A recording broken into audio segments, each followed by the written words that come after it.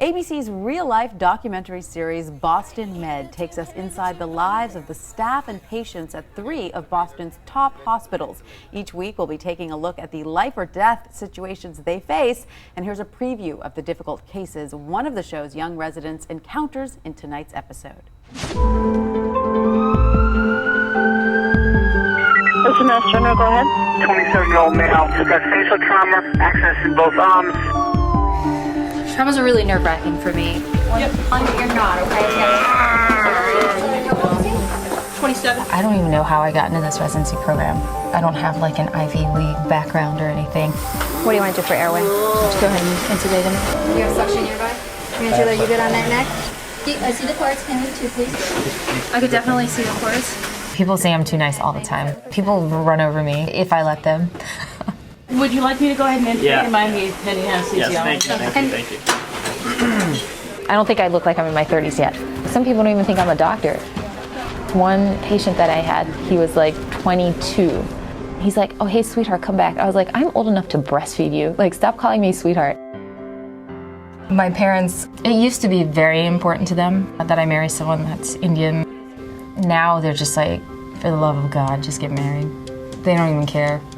I think they would be happy. Like, I have a job, like, I'll be able to support myself, I'll be able to support them. It's like, okay, she's successful, check, box. Now it's like marriage, check.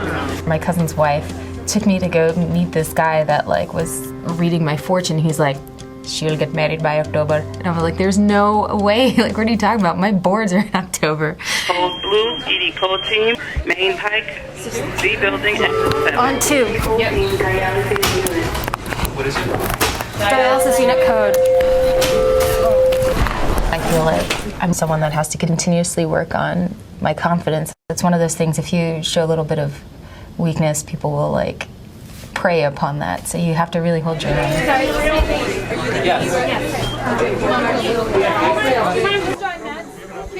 There are like 50,000 people that knew the patient that showed up at this code. It was a disaster. All right, hand me the tube, I need the... If you can't intubate her, it's better to ventilate. I never got the tube through. We needed somebody with more expertise in airway, and it's really not acceptable. I understand, but I had asked for anesthesia the minute I got So I need to know here. who's your attending, and I need to talk to it. This is literally one of the 2 worst days in residency for me. I have nothing left in me. It's tough when all you have thought about your whole life is becoming a doctor and, getting through medical school, and you're faced with the possibility of maybe it's not going to happen. And now we are happy to be joined by Dr. Peena Patel. Dr. Patel, it's such a pleasure having you here. Well, thanks for having me. So that was a pretty harrowing clip there. Explain exactly what was going on. Sure. There was a code called in the dialysis unit, which basically means that someone stopped breathing or someone's heart stopped. So I ran up there with a nurse and a technician, and I was basically thrown out of my element. I didn't know who the patient was. I didn't know the first thing about them other than they were a dialysis patient.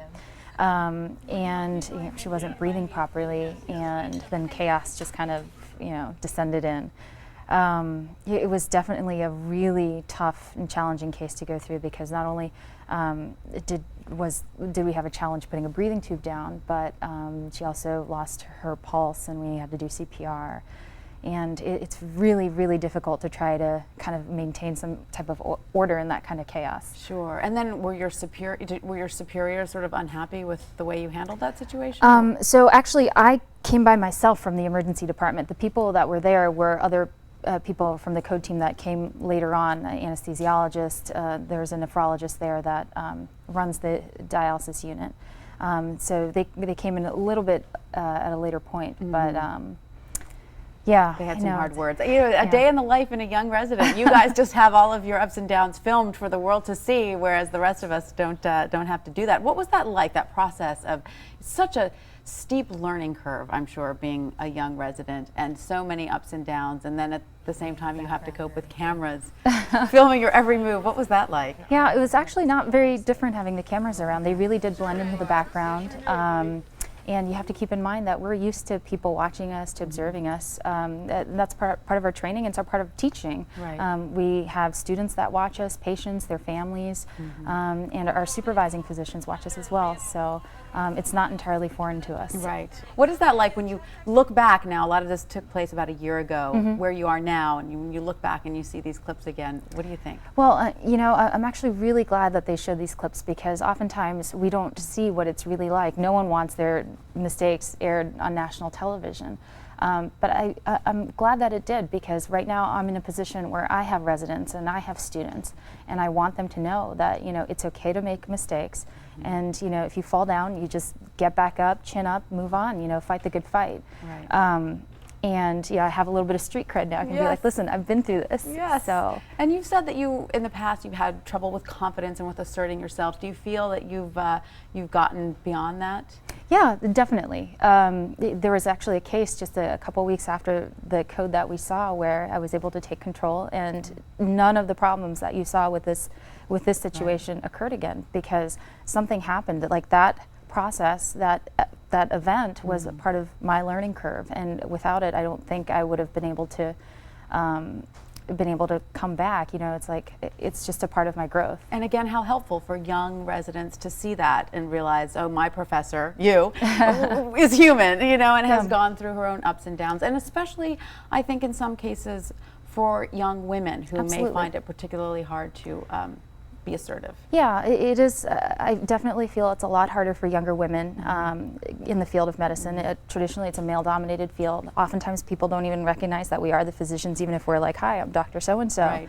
Right. People can question your clinical judgment a little bit more, and you know, that's fine. You just do the best you can. You do whatever you need to deliver good patient care. Absolutely.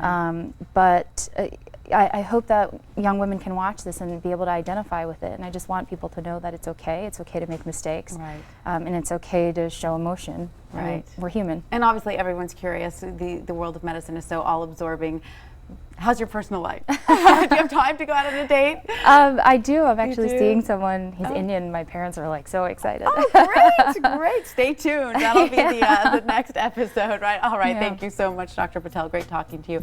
And don't miss more of Pina's story on Boston Med tonight. It premieres at 10 p.m. Eastern on ABC.